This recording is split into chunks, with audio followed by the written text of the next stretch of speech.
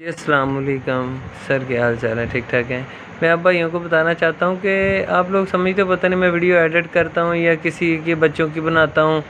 Fame حاصل کرنے کے لیے، اور یوٹیوب والے بھائیوں کو بھی یہ میں بتانا چاہوں گا کہ آپ میری ویڈیو کو کاپی رائٹ میں مت ڈالا کریں۔ یہ میری اپنی ویڈیو ہوتی ہیں، سب میں اپنی میں نے کبھی کسی کی کاپی نہیں کی، ضرورت نہیں ہے مجھے کسی کی کاپی کرنے کا، تو میری اپنی چیزیں ہوتی ہیں جو میں بناتا ہوں۔ تو یہ میرا بیٹا ویڈیو بنا رہا تھا، ابھی ویڈیو آرمی کے لیے ہم نے بنائی ہے،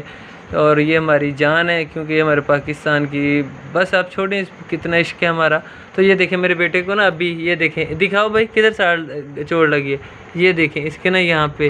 یہ جب آیا ہے نا، شوٹنگ ختم ہوئی ہے تو میری طرف آیا ہے، صوفے پہ بیٹھا ہوا تھا اپنا بیڈ پہ، تو وہ اس کا پاؤں تلک گیا ہے اور چوٹ لگ گئی ہے، اور یہ آرمی کا دل و جگر سے آرمی کو جوائن کرنا چاہتا ہے اور تعلیم حاصل کر رہا ہے الحمدللہ۔